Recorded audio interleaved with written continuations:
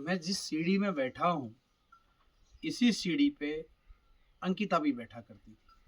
और ये मानिए पहाड़ में जब हम अपने पुराने गाँव की तरफ चलते हैं, सब जगह हम जब बचपन में थे, गाँव में लड़कियाँ खेत से आती थी, स्कूल से आती थी, कहीं से भी आती थी, मेरी बहनें भी आती थी। आज हमारे पास ये सीढ़ियाँ हमारे पास नहीं है, लेकिन जब हमारे पास थी तब ऐसे ही बैठा करती थी, ऐसे ही बैठ के वो चाय पीती थी, या हमारी माता लोग आते थे और मेरे साथ उनकी माताजी लगातार रो रही जब से मैं आया हूँ। तो एक सामान्य पहाड़ का व्यक्ति जिसने कभी इन चीज़ों को नहीं देखा, सोचिए कैसे लड़ेगा आज बिना संसाधन के। आज न्याय प्रक्रिया में इनको लड़ना है, आना जाना है।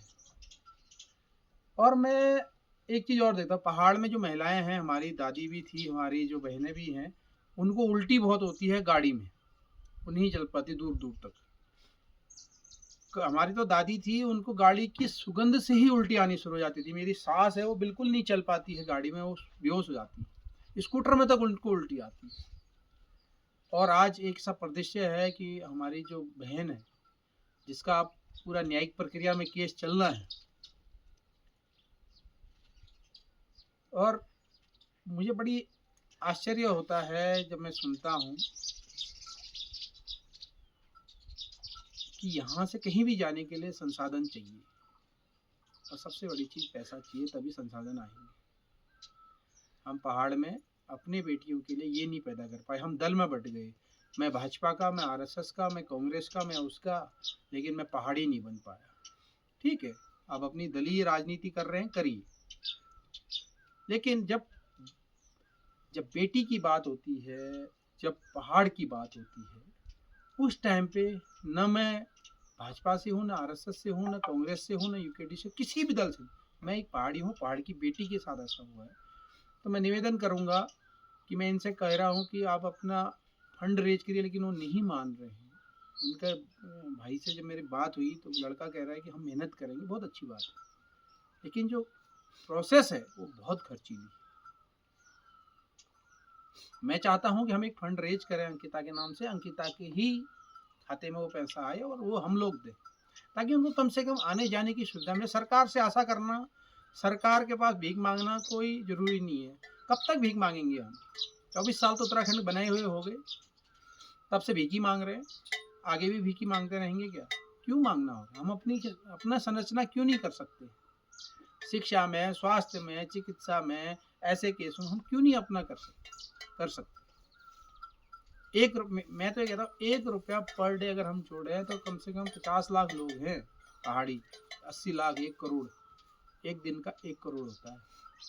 तो क्या हम उस 1 करोड़ में एक दिन के लिए अगर हम कलेक्शन करते हैं, तो क्या हम अंकिता को सहयोग नहीं दे पाएंगे?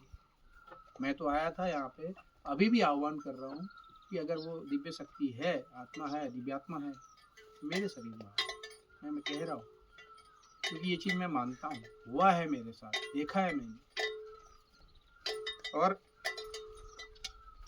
जिस सम्मान के साथ उन्होंने मुझे यहाँ पे आए, मेरे पाँव पड़ गए, क्योंकि मेरी चाची की उम्र की, मैं बहन अगर उसको कह रहा हूँ तो मेरी चाची है, ये मेरे को नहीं जानती, मुझे भी नहीं पता मेरी को कौन सी शक्ति यहाँ खींच के लाई, लेकिन लाई। मैं भी चाहता हूँ कि अंकिता को वो पूरा न्याय मिले, वो सारे अधिकार मिलें, और वो सारे वादे पूरे करे सरकार। बाकी सरकार से आशा करना तो बेकार है, वो तो नहीं करेगी। वो किसका कर रही है? उन व्यक्तियों का जो बाहर के, पहाड़ के मूल निवासी को रोना है, लगातार रो रही हैं इसकी माँ। ये कल किसी और की माँ के साथ भी होगा। कल बेटी यहाँ, आज यहाँ की थी, कल कहीं और की होगी। मैं भी 2 बेटियों का बाप हूँ, परसों मेरी बेटी भी हो सकती है। तो हम करेंगे क्या? क्या है हमारे पास लड़ने के लिए? सोशल मीडिया में अगर कोई व्यक्ति किसी का नाम लेता है तो उसके ऊपर एफआईआर करने के लिए पहाड़ के ही लोग, जो दल वाले हैं, वो खड़े हो जाते हैं। लेकिन कभी उन्होंने अंकिता की माँ के उसमें 1 रुपया भेजा है कि तुम कैसे चल रही हो, कैसे जी रही हो, कैसे आ जा रहे हो, तुम्हारा घर कैसे चल रहा है?